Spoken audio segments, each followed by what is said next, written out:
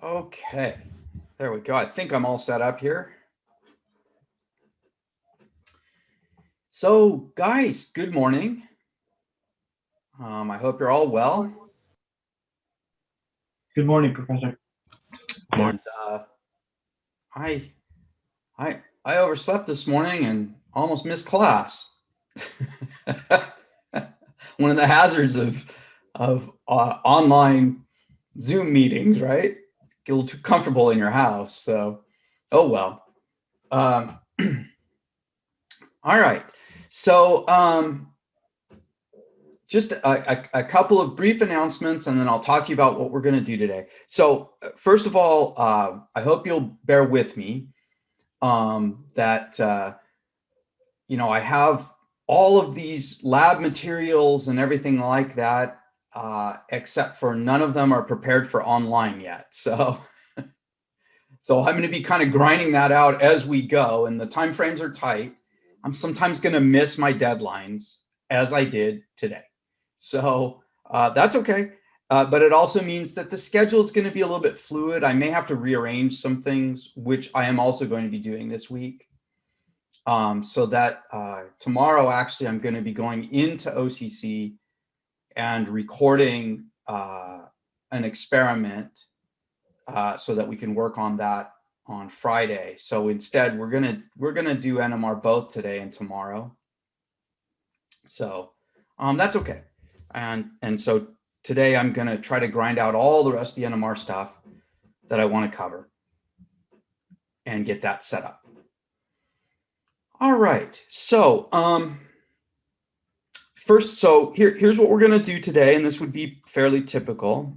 First thing I want to do is I want to make myself available at this moment for any questions you have about the IR assignment or any other issues with the startup of the class, right? So we, yesterday we sort of needed to get ourselves registered on mastering, start working on that assignment. And, if there's any issues coming up with that, you need to let me know. I'd appreciate if you let me know. If you have questions about the IR assignment, let me know. I can work IR assignment questions with you guys and explain anything. Yes, actually, Professor, if you could go over question number 12.2 in the homework. Yes, I absolutely can go over that. And that one probably kind of felt like it was out of left field a little bit. Mm-hmm. And I totally get that, and I'll let you see, or I'll explain that for you. So I'm gonna share my screen.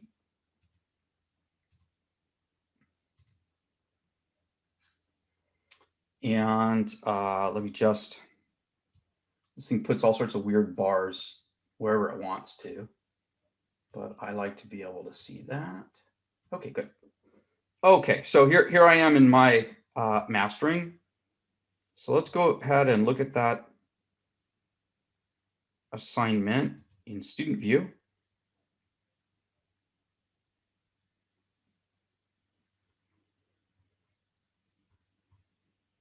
That is, wait, is that the right assignment? Give me a second here. Did I mess up that assignment? No, that's the right assignment, but where is...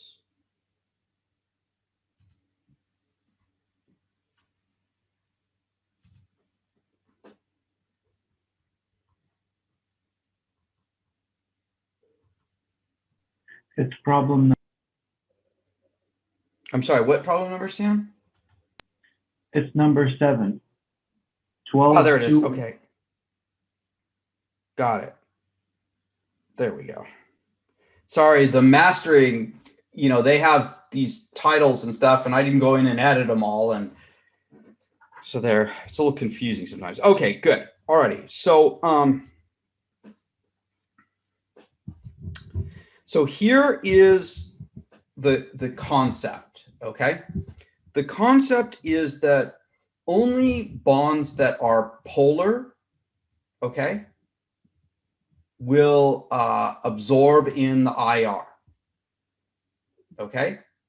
So if a bond is not polar, and there's going to be some subtlety there to that, and I'll explain that in just a moment, it will be transparent to the IR. In other words, IR energy would go through, and even if it were the right energy for that bond, it'll still just go through it and not be absorbed.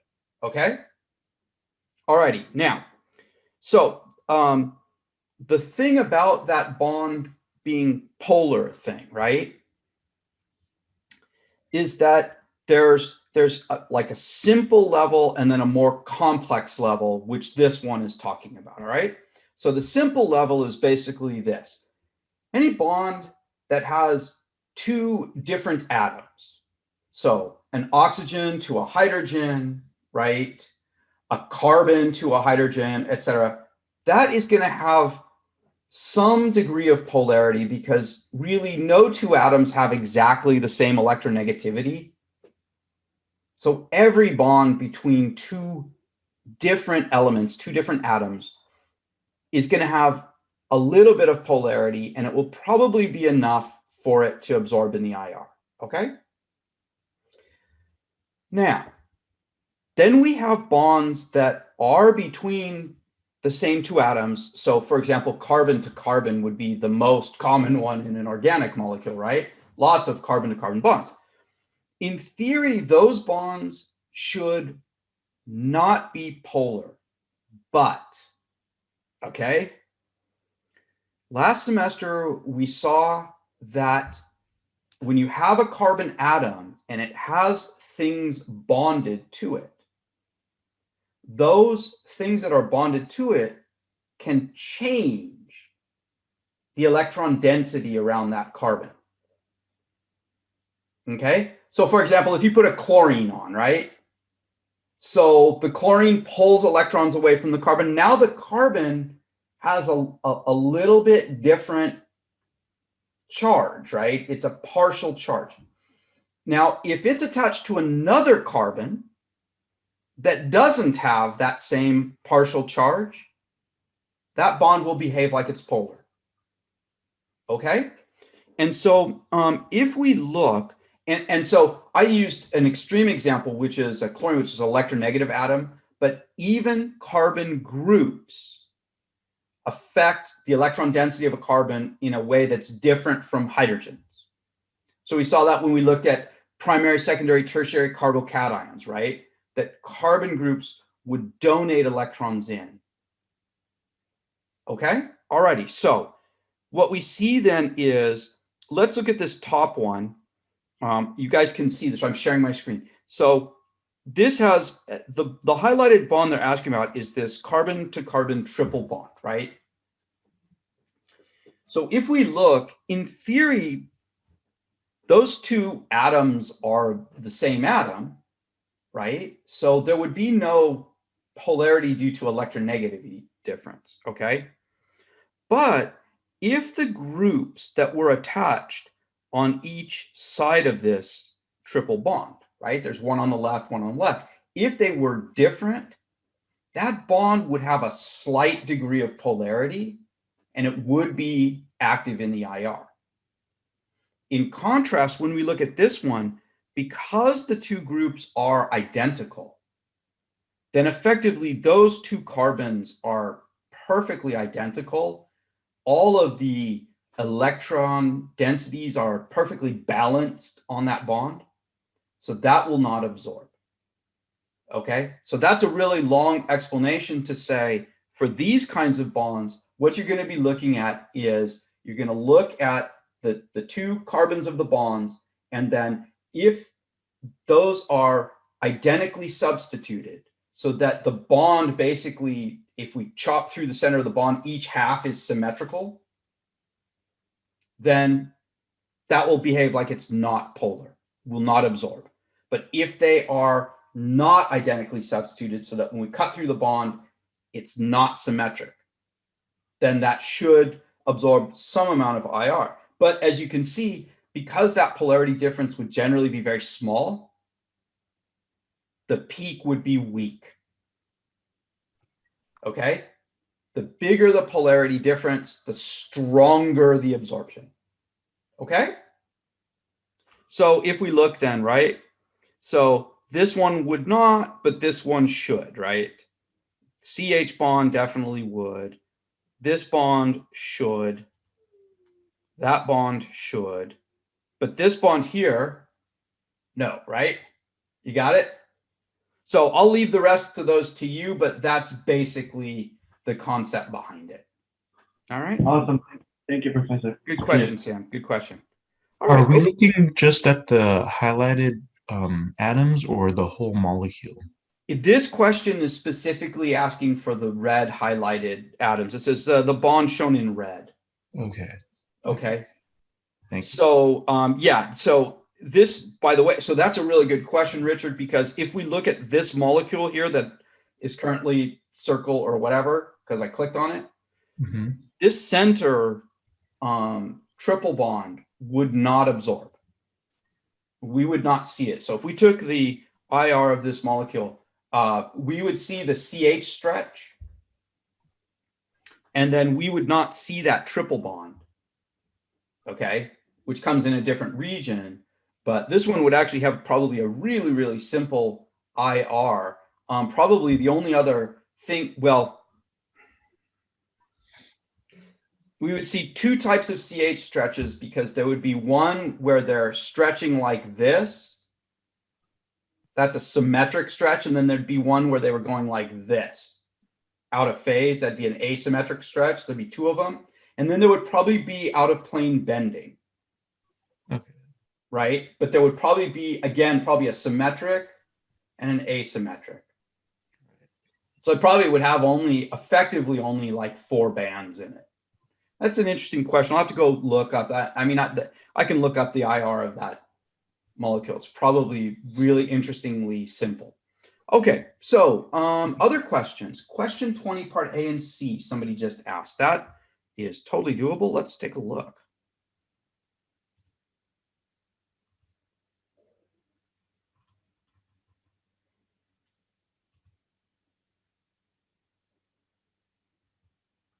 Blow this up here because these have.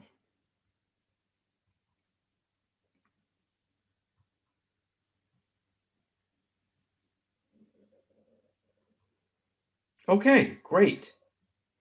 Yes, so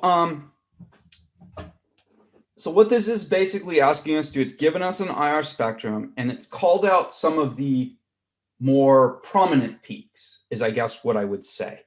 Okay. And one of the things about the IR, and I neglected to mention this in our review, is that really below about 1500, it's not perfect but a lot of the peaks below 1500 are difficult to interpret because there's so many, and the different kinds of things that can cause them in a molecule, they all come very close. So for example, carbon to oxygen stretching and certain types of bending come right in the same location. Okay. And so then it's like, well, can we really tell the difference? Because there's so many, there's such a big range, right? So often we don't really interpret much below, I would say between 1500 and 1000. Below 1000, there are peaks that we can interpret again, although often at your guys' level, we don't. Okay, just so you kind of, to give you the big picture here. All right, so what we're supposed to do is basically drag these over. So now, the one thing about this molecule is, about this question, is that probably in my perfect world, I would have had 2 questions like this. The first one would have had the structure of the molecule given, so that you would kind of know what you were looking for. If that makes sense. They didn't do that here, right? So they're really just saying, look at the table and look at the picture and look at the examples and then try to guess, sort of educated guess what those peaks would be. All right. So that's the first thing I just want to tell you about this that's going to make this hard. Now, let me go through and look at some of these peaks. All right. So I'm going to start over here in this region. This is the CH region, right? CH stretching, carbon to hydrogen stretching. Now, with carbon-hydrogen stretching, there's several important factors. The first one is that almost all organic molecules have carbon sp3 to hydrogen 1s bonds. In other words, they just have normal CH bonds like CH2s, CH3s, and so forth, right? And those stretches come in this region starting at 3,000 and going down to about 2,850, 2,850, okay? And so we can clearly see that here. Do you see these? And again, there's lots of different ones, and that's because there's symmetric and asymmetric stretching, and then some of them are slightly non-equivalent, so the bonds are a little weaker or stronger or whatever. There's lots of different things going on there. Okay, so that's why it's such a complex, blobby looking thing, right? But then if we look, we have this one peak, and do you see how this one peak stands out from the rest? And the very top of this peak, if we trace it down, it comes at about 3,080. In other words, above 3,000. You follow me? Peaks that are above 3,000 generally represent sp2 or sp hybridized carbons attached to hydrogen. Okay? The sp2s come between 3,000 about 3,150, and the sp, in other words, like if we had an alkyne with a hydrogen attached to it, right? A triple bond with a hydrogen attached, those come as high as 3,300. All right? So this one is an sp2 carbon to hydrogen bond. Now, how to what does that mean? That means that that the molecule has either an aromatic ring, right, a benzene ring, or a carbon-carbon double bond. All right? Does that make sense? So the way that they are indicating these things is, for example, carbon-carbon double bond to hydrogen. Do you see that? And it's not ideal, but that's what they did. So there. Okay? And then the next one would be saturated. In other words, no double bonds, right? So sp3 hybridized carbon to hydrogen. That would be, that would be there. Okay? All right, now let's look at these two. So if we look on the IR correlation table in the 1600s, you'll see that there's several things. There's amides, okay? Amides are carbon, double bond oxygen with a nitrogen attached, right? The thing about those is that if we have an amide, we would have nitrogen to hydrogen bonds, we would have other stuff, right? Furthermore, the C double bond O of an amide is going to be a very, very big, strong peak, whereas this peak is not very strong. Do you see that? So this is when we talk about strong versus weak. Can you see that's a strong peak? This peak and this peak are medium or even weak peaks, right? This peak here, that's a weak peak. Barely goes down. It's really tiny, okay? So what is that? That's probably a carbon to carbon double bond. Okay? If you look on the chart, you'll see carbon to carbon double bonds have stretches at about 1,640. Okay? They also have other stretches, and I'll point them out to you, but okay? So the thing about it, did they give us carbon to carbon double bond? They did right here. So that's going to be that. Okay. And then finally, we have this. All right. Now, notice that this is a very weak peak, right? And it comes at just above 1800. All right. This kind of peak is usually an overtone, one of these harmonic frequency, right? Where you have a base frequency and then you multiply it. So to check if it's an overtone, take its stretching number, divide it in half, and look and see if there's a peak, a big peak at that frequency. In other words, here's 1800. 1800 divided by 2 is about 900.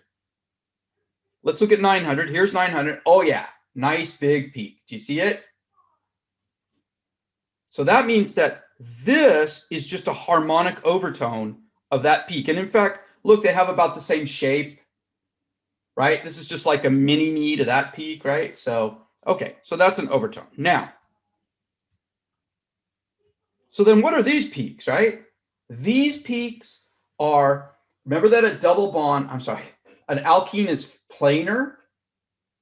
So imagine you're looking at it from the side. And here, let's see, here we go. Let's see if I can get my head out of the way. There's my, okay. And see, imagine that's a hydrogen or a carbon that's attached to the flat alkene. That thing is going to vibrate also out of the plane. That's a type of bending. Okay? Does that make sense? That's what these are. Those bendings come around there. And in fact, we can, by looking at them, I didn't put it on the chart, but you can actually analyze whether a double bond is cis or trans just by looking at the pattern where they're located of the bendings. So that's what I meant by there's other things, other information. We'll get more to that later, okay? All righty, so that's this one. Now let's just really quickly, so going through that same analysis,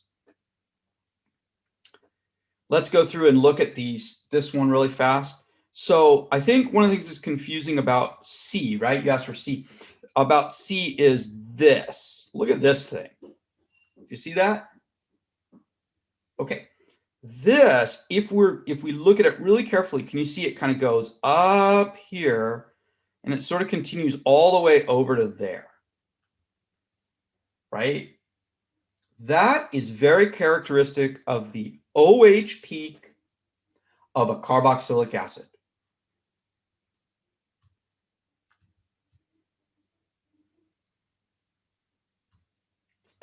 And so this thing is referring to this shoulder that you see. Now, the thing about the OH peak of a carboxylic acid is, so you've got this carboxylic acid, it's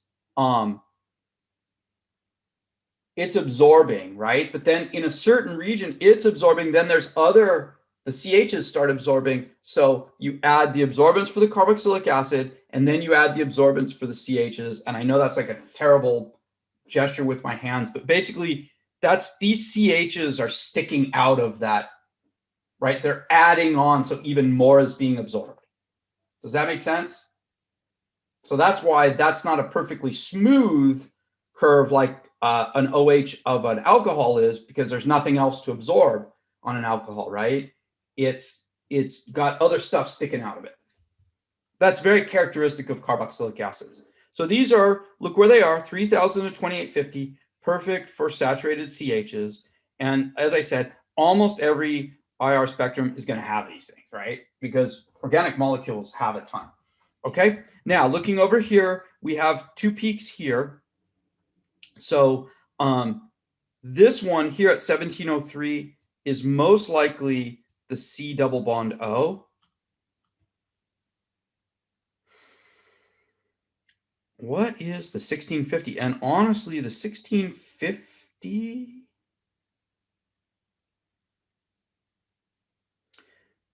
quite frankly, they didn't really give us enough information for this. I'm going to say it's a C double bond C because that's about where they come.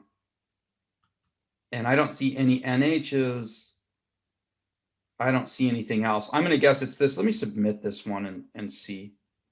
It's always embarrassing when I submit them and get them wrong. No, I got it right. Okay. So, okay. So there's that one.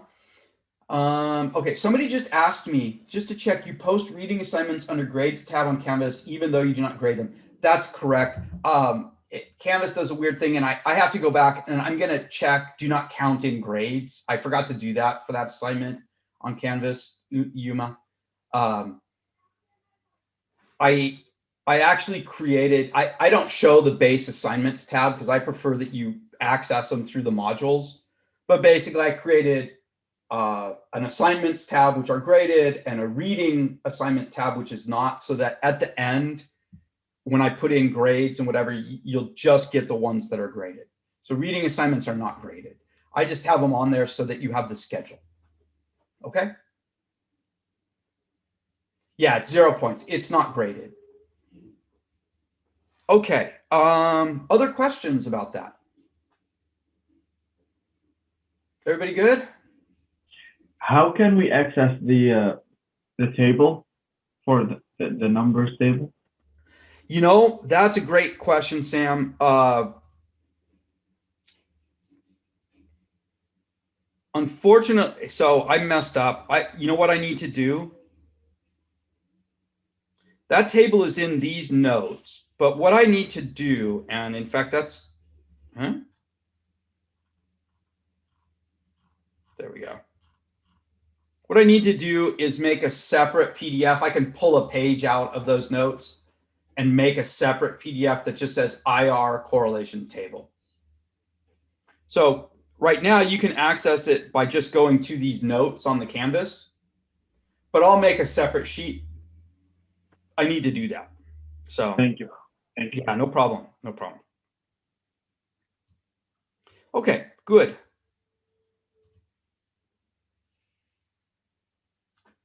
Any other questions?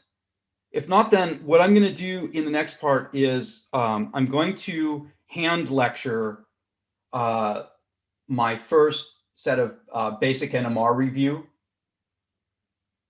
Okay, and then I will, I didn't get them done last night. It was really late when I don't know if you guys noticed, but the website, if you didn't, the Canvas site, I don't know how late you checked it, but about 11 o'clock last night, Canvas site changed to look like this. I added a bunch of stuff. I added all the videos from yesterday. It took me a long time because I had to recompile the videos after I chopped them and everything. But